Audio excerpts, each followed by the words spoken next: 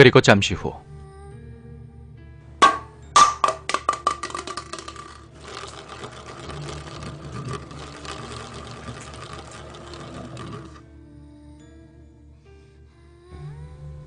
빈 페트병이 문 앞까지 굴러가는 소리가 들렸다. 그 순간 우리는 누가 뭔지 알 것도 없이 동시에 비명을 지르며 방을 뛰쳐나왔다.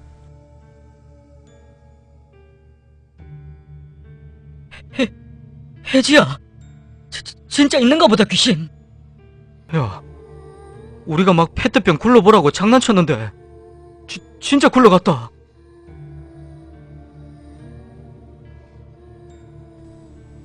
그러자 혜지는 어깨를 한번 으쓱 하더니 내가 진짜 있다고 하지 않았냐 하면서 방으로 들어가 버렸다. 다시 생각해도 그 사건은 정말 이해가 되지 않는다. 그때가 한겨울이라 창문을 닫아두었기 때문에 바람이 불었을 리는 없었다. 냉장고 위에 있던 물건들은 분명히 누군가 우리를 향해 일부러 던지듯이 그렇게 날아왔다. 그날 밤 우리는 방에 들어가지 못하고 PC방에서 밤을 샜고 혜지는 그 방에서 혼자 잠을 잤다. 그때 우리는 그 집을 나왔어야 했다. 이 사건은 그저 앞으로 겪게 될 사건의 출발점이었다는 걸 그땐 아무도 알지 못했다. 그 사건 이후로 며칠 뒤 우린 그 방을 나올까도 생각했지만 돈 한 푼 없는 가출 청소년이었던 우리는 할 수 없이 그 방에 머무르게 되었다. 그러던 어느 날 밤 우리는 방에 둘러앉아서 슈렉2 비디오를 봤다.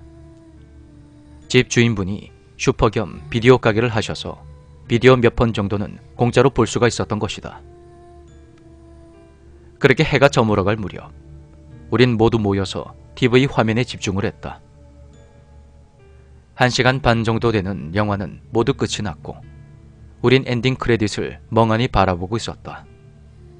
그런데 그때 어디선가 자꾸 끙끙대는 소리가 들려왔다.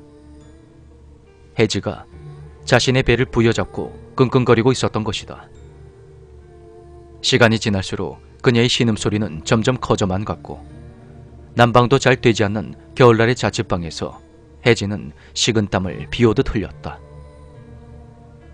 그녀의 신음소리는 어느 순간 비명으로 바뀌었고 혜지는 자신의 머리를 거세게 움켜쥐었다. 혜지는 비명을 지르며 어떤 말을 중얼거렸는데 그 모습이 너무나도 섬뜩했다. 시간이 갈수록 상태는 점점 심각해졌다. 혜지의 입에서 이상한 목소리들이 나오기 시작했던 것이다. 그건 혜지가 억지로 흉내내는 게 아닌 분명히 다른 사람의 목소리였다. 이상한 남자들의 목소리가 계속해서 바뀌며 그녀의 입에서 튀어나오고 있었던 것이다.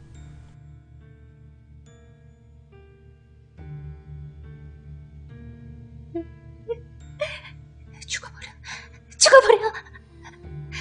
너 같은 건 죽어야 해. 다 너 때문이야. 죽어. 혜지는 온갖 욕설을 내뱉으며 자신의 목을 조르기 시작했고 모두 그대로 얼어붙어서 혜지를 멍하니 보고만 있었다. 그런데 심하게 발작하던 혜지의 입에서 간절한 한마디가 들려왔다. 살려줘. 그때 혜지의 눈을 본 나는 경악하고 말았다. 극한의 공포에 내몰린 인간의 눈빛은 그것을 보는 사람까지 공포로 몰아넣었다. 우리는 어떻게 해야 할지 몰라 우왕좌왕했고 혜지의 발작은 점점 더 심해져 갔다. 그런데 혜지의 몸이 갑자기 일자로 뻣뻣하게 굳은 상태로 멈춰버렸다. 그리고 몇 초 후 혜지가 자신의 목을 힘껏 조르며 상체만 올렸다 내렸다 하는 것이다. 그녀의 몸은 미친 듯이 위아래로 왔다 갔다 하며 접혀지고 있었는데 그 속도가 장난이 아니었다. 그건 분명 혜지의 의지대로 하는 그런 행동이 아니었다.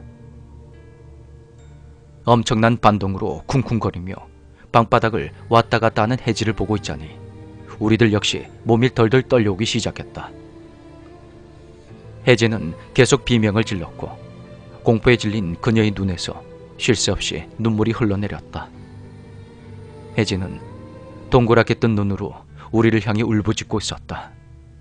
그때였다.